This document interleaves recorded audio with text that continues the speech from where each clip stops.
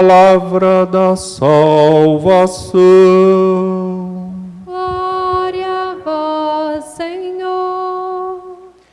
Queridos irmãos e irmãs, celebramos em toda a igreja no Brasil a nossa padroeira, Nossa Senhora da Conceição Aparecida. Esta pequenina imagem que foi encontrada no Rio Paraíba em 1717, início do século XVIII, num momento difícil de encruzilhada da história, em que nós vivíamos uma sociedade marcada pela injustiça, pela separação, pela segregação, pela escravidão. E naquele momento, aqueles pescadores, homens simples, pobres, queriam preparar a refeição para o conde de Assumar, o governador que passava por aquela região, mas nada pescavam. E depois de muito insistir e rezar, lançaram as redes e veio um pedaço de uma imagem, uma parte de uma imagem, o corpo de uma imagem de Nossa Senhora da Conceição. Veio só o corpo da imagem, lançaram novamente e veio a cabeça da imagem. Nenhum peixe, né? Mas a imagem por partes, juntaram e viram cabeça e corpo. Uma imagem escurecida, uma imagem da cor do povo sofrido, do povo escravo, uma sociedade cindida que precisava ser reconciliada. Então é um sinal. Se na segunda leitura de hoje o livro do Apocalipse fala de um grande sinal no céu, aqui nós vemos um grande sinal na terra vindo do rio, né, para o povo brasileiro, dentro da nossa história. Aqueles pescadores que foram aqui recordados no início, no comentário inicial, levaram então essa imagem para a sua casa, um deles, né, Felipe Pedroso, e lá ficou até 1732, quando ele passou para o filho.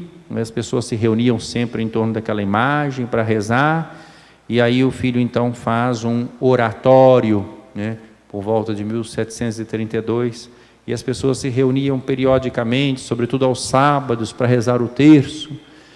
Em 1745 fica pronta a primeira capela, né, de Nossa Senhora Aparecida, e continua crescendo a devoção, e as pessoas se reunindo e rezando e alcançando graças, favores.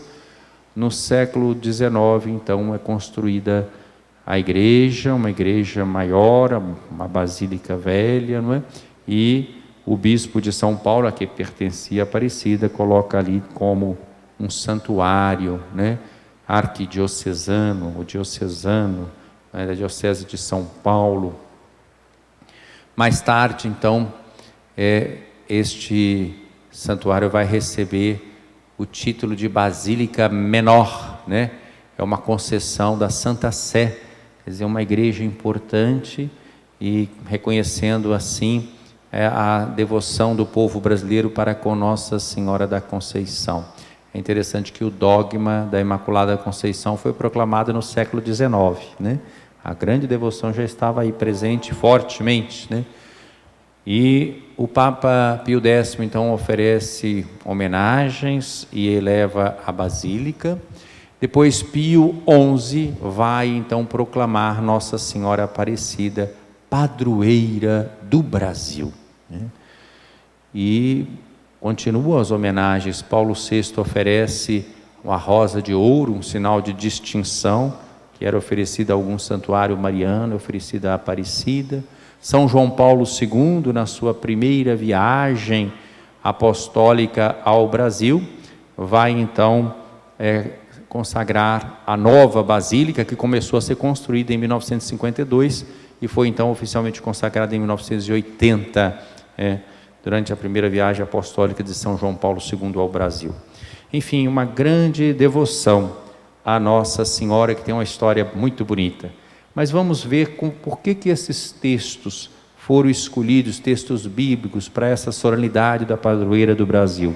É que eles chamam a atenção para Maria como mãe intercessora e nós diríamos hoje também, modelo do discipulado missionário. Na primeira leitura tirada do livro de Esther, um livro do Antigo Testamento, numa época difícil da história do povo de Deus, o povo oprimido por potências estrangeiras, vem essa novela histórica, o livro de Esther, em que Esther, rainha do povo de Israel, uma esposa do rei Assuero, vai comparecer diante do rei sem ser chamada, para interceder pelo seu povo, que estava ameaçado de extermínio por Amã, o primeiro-ministro lá do rei. Então, se o rei não estendesse o seu cetro favorável à rainha, ninguém podia comparecer diante do rei sem ser chamado, era o costume lá dos persas, Então, Esther chega, mas antes ela vive um momento de oração, e juntamente com todo o povo, ela se faz solidária com o povo, embora ela seja rainha, e de fato o rei tem esse coração terno, acolhedor para com Esther, estende o seu cetro, ela toca e ela faz o pedido, a sua vida, a vida do seu povo, Então, por que esse texto? É porque Maria, rainha, pede pelo povo. Nós sabemos, Maria tem um lado muito concreto, pelo povo, para que o povo seja salvo. Em Aparecida não é justamente, ela vai se manifestar aos pequenos, aos pobres, aos aflitos, e assim foi ao longo da história. A segunda leitura de hoje, tirada do livro do Apocalipse, fala desse grande sinal que aparece no céu, uma mulher vestida de sol, uma mulher gloriosa, a lua debaixo dos seus pés, sobre a cabeça 12 estrelas, lembrando as 12 tribos de Israel, os 12 apóstolos. E essa mulher é mãe, ela dá à luz um filho homem, que veio para governar todas as nações com cetro de ferro. Então, a mãe de Jesus Cristo, E esse filho foi levado para junto de Deus. A gente sabe que ele foi levado passando pela cruz, pela paixão, morte e ressurreição. É o caminho que esse filho foi trilhar ao entrar neste mundo, e com isso vencendo o mal pelo amor. E quando o mal percebeu que estava sendo expulso da terra, e esse mal aqui é simbolizado pelo dragão, ele começa a perseguir a mulher, que é a figura de toda a igreja, Ela é mãe que dá à luz, e ela passa a ser perseguida. Essa mulher que deu à luz o menino é a Virgem Maria, e é a igreja também. A igreja dá à luz aos novos filhos pela graça, pelo batismo, a partir do mistério pascal do Cristo. Maria é o membro mais excelente da igreja, mais importante da igreja, é aquela que foi preservada do pecado em vista dos méritos de Cristo. E a serpente, então aqui tem tanto a figura do dragão como da serpente, que simboliza o mal, vai vomitar esse rio de água atrás da mulher a fim de a submergir, mas a terra vem em socorro da mulher. Então nós vemos que há um combate, a vida é combate. A igreja está nesse combate da história, e Maria está conosco, como mãe do Filho de Deus que se fez homem, e como mãe dos discípulos de Jesus, porque aos pés da cruz ela vai receber essa missão: mulher, eis aí o teu filho, filho, eis aí a tua mãe. É Jesus se dirigindo a Maria e a João, que representava todos os discípulos. O evangelho escolhido é o capítulo 2 de São João. É o primeiro sinal que João seleciona para mostrar que Jesus é o enviado do Pai, e é numa festa de casamento. Domingo, agora que nós terminamos, eu até comentei isso nas pregações de domingo, nós vimos essa ideia do casamento, e hoje volta essa ideia do casamento agora no Evangelho de João. Eu fiz uma referência no Evangelho de Mateus. Agora vem aqui, um casamento em Caná da Galileia. A mãe de Jesus estava presente. Então Maria é mãe, e vejam, ela é intercessora, ela está presente, mas ela está atenta às necessidades daquela festa. Também Jesus e os discípulos tinham sido convidados, para o casamento. Do jeito que o Evangelho está aqui, parece que Jesus e os discípulos pegaram uma caronazinha, Parece que é Maria que foi convidada, ela que devia ser amiga do pessoal lá, porque fala também Jesus e seus discípulos tinham sido convidados. Como o vinho veio a faltar, esse vinho aqui é o sinal do sentido, da alegria. Nós podemos pensar no nosso povo brasileiro e no mundo inteiro. O que está faltando para o nosso povo ser feliz, para se realizar? Nós estamos vivendo esse tempo de pandemia, nós estamos vivendo muitas provações, muitas pessoas entristecidas, com a enfermidade, com as injustiças sociais, com a violência, com as dificuldades da vida, né? Maria está atenta e ela intercede, né? E diz para Jesus: eles não têm mais vinho. E Jesus responde nesse diálogo: mulher, e esse mulher aqui não é como um chamativo comum na nossa língua, mas é senhora mãe, né? Por que dizes isto a mim? Minha hora ainda não chegou. Que hora é esta? A hora dele desposar a humanidade, a hora da Páscoa, do mistério pascal, do seu sacrifício no Calvário e da sua ressurreição. Mas a mãe, e que intercede, então já apareceu os dois aspectos, é intercessora e é mãe. Essa mãe é também modelo de discípulo missionário. Ela vai dizer para aqueles que serviam, ela vai dar um recado para eles, e dá um recado para todos nós: fazei tudo o que ele vos disser. Maria não chama atenção para si mesma, Maria aponta para Jesus: fazei tudo o que ele vos disser, né? E aí, esses que estão servindo obedecem. Então Maria, está vendo, já está congregando uma igreja, né?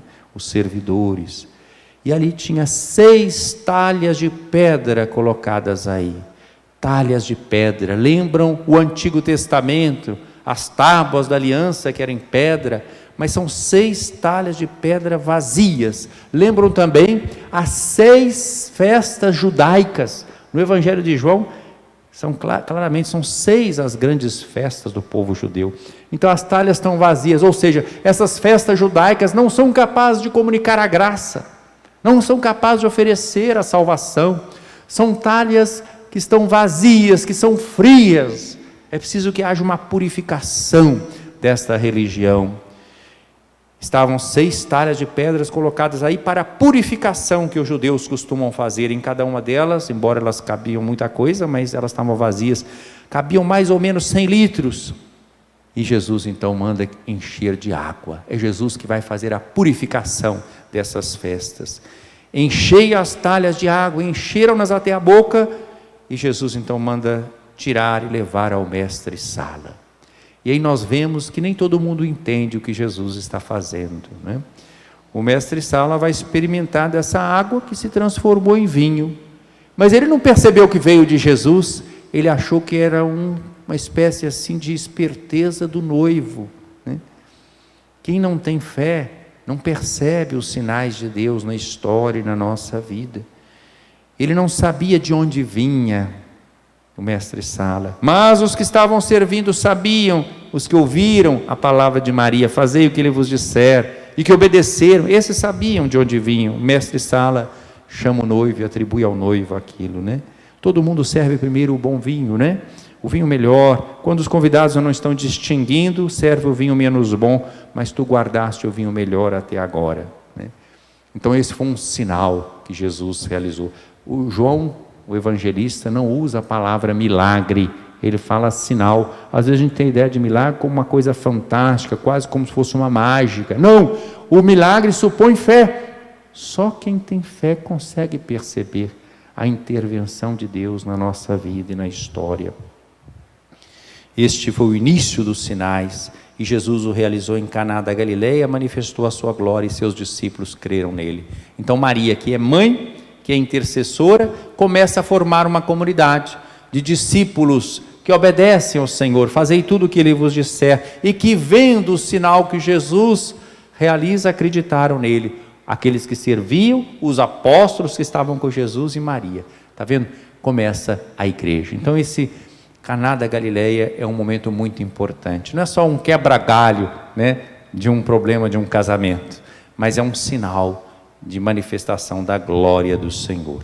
Peçamos a Nossa Senhora Aparecida que interceda por nós nesta hora grave da nossa história, do nosso Brasil, do mundo inteiro, em que nós temos que repensar o rumo da nossa vida depois dessa pandemia, esses tempos de pandemia e de pós-pandemia, que nós acolhamos a palavra tão sábia, tão luminosa do Papa Francisco, que acaba de nos oferecer essa encíclica, que é essa carta solene dirigida a toda a igreja, a todas as pessoas de boa vontade. Fratelli tutti, somos todos irmãos e irmãs.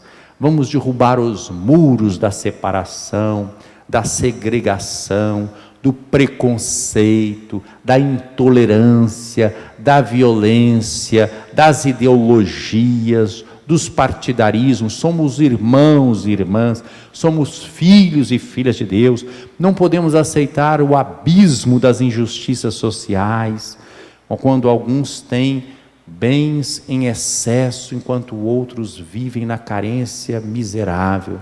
É preciso que nós busquemos uma vida simples, uma vida despojada, uma vida de solidariedade, uma vida de partilha. Senão, a nossa religião será vã, como essas 6 talhas de pedra vazias que não comunicavam a graça. Fazei tudo o que ele vos disser. É o recado de Nossa Senhora para nós, nesse dia em que celebramos a padroeira do Brasil.